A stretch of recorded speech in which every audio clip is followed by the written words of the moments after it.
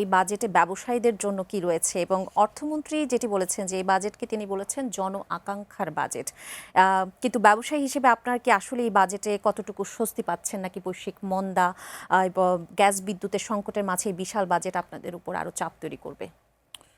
প্রথমে ধন্যবাদ যে মাননীয় অর্থমন্ত্রী মহোদয় এবং সরকারকে একটা ভালো বাজেট হয়েছে বলে আমরা মনে করছি এবং এটা অর্থনীতিকে পুনরুদ্ধার বা গতি সঞ্চালনের জন্য এই বাজেটের যে বরাদ্দ এবং বিভিন্ন জায়গায় যে টাচ করা হয়েছে, মানে এমন কোনো খাত বাকি রাখে নাই যে জায়গাগুলিতে সরকার এখানে টাচ করে নাই। মোটামুটি সব সব দিক থেকে বিবেচনায় নিয়ে একটা বাজেট করা হয়েছে এবং আমরা মনে করি এটাকে অর্থনীতির পুনরুদ্ধারের বাজেট এই সংকটকালে।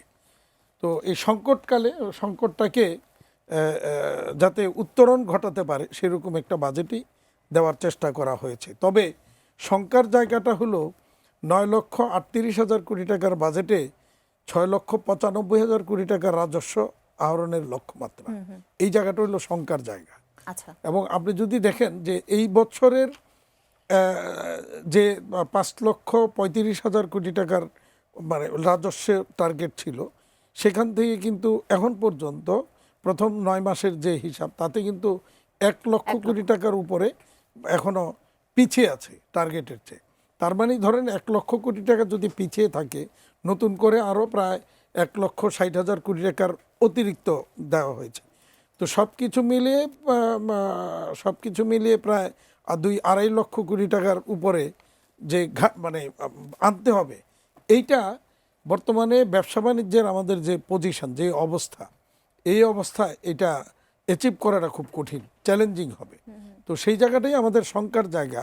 এখন সেটা যদি অ্যাচিভ করতে না পারে, তাহলে যেটা হয় সাধারণত আমরা সবসময় যেটা দেখে থাকি, মানে ট্যাক্স নেটের আওতায় আমরা যেই কিছু সংখ্যক ব্যক্তি রয়েছি,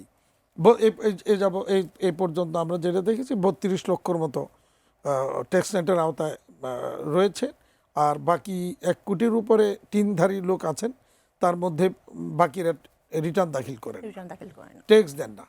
তো এখন সমস্যাটা হচ্ছে ওই জায়গাতেই, আমরা তো আমাদের নিজেদের ট্যাক্সটা দেই, আবার যারা ট্যাক্স দেয় না তাদের ট্যাক্সও আমাদেরকে যে করদাতা রয়েছে তাদের উপর এটা আসলে বোঝাটা বেশি। হ্যাঁ, তো আমাদের মানে তাদের ট্যাক্সটা আমাদেরকে দিতে হয়। মানে আমাদেরকে সেখানে আবার কালেক্টর নিয়োগ দিচ্ছে সরকার বা এনবিআর, মানে আমাদেরকে টিডিএস কেটে সেখানে দিতে হয়।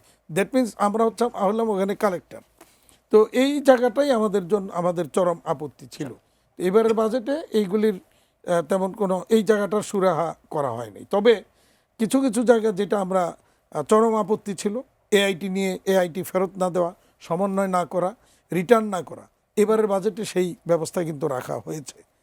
আর আরেকটা যেটা আমরা দীর্ঘদিনের দাবি ছিল যে বাজেট যেটাই করা হোক না কেন, যে কোনো একটা পলিসি 5 বছরের জন্য যেন ফিক্সড করা হয়। কিন্তু এতদিন যাবত আমরা বললে এটা হয় নাই, কিন্তু এইবার এটা কিন্তু হয়েছে। এরকম ভালো বেশ কিছু জায়গা রয়েছে। তারপরে যেমন রয়েছে আপনার আমাদের যেমন দীর্ঘদিন আমাদের যে প্র্যাকটিস, আমরা বন্ডের আওতায় বিদেশ থেকে র মেটেরিয়ালস আমদানি করে পণ্য উৎপাদন করে রপ্তানি করি, সেখানে আবার একটা বৈপ্লবিক পরিবর্তন এনবিআর করেছে যে বন্ডবিহীন প্রতিষ্ঠানও বিদেশ থেকে ডিউটি ফ্রি পণ্য আনতে পারবে, এনে রপ্তানি করতে পারবে। তো এরকম বেশ কিছু ভালো ভালো দিক কিন্তু সেখানে রয়েছে। তবে একটা জায়গা আমাকে একটু আমি খুব মানে অবাক হয়েছি, একটা জায়গা যেখানে আমরা বারবার বলেছিলাম ম্যানমেড ফাইবারের মানে যত রকমের আইটেম আছে এগুলিকে যেন ডিউটি ফ্রি করা হয়, রাখা হয়। তো এতদিন কিন্তু আপনার যে পলিয়েস্টার স্টেপল ফাইবারের ডিউটি ফ্রি ছিল, হঠাৎ করে এই বছর এটার মধ্যে 5% বসিয়ে দেওয়া হয়েছে। কেন? তাতে কি 5% কেন বসানো হইল?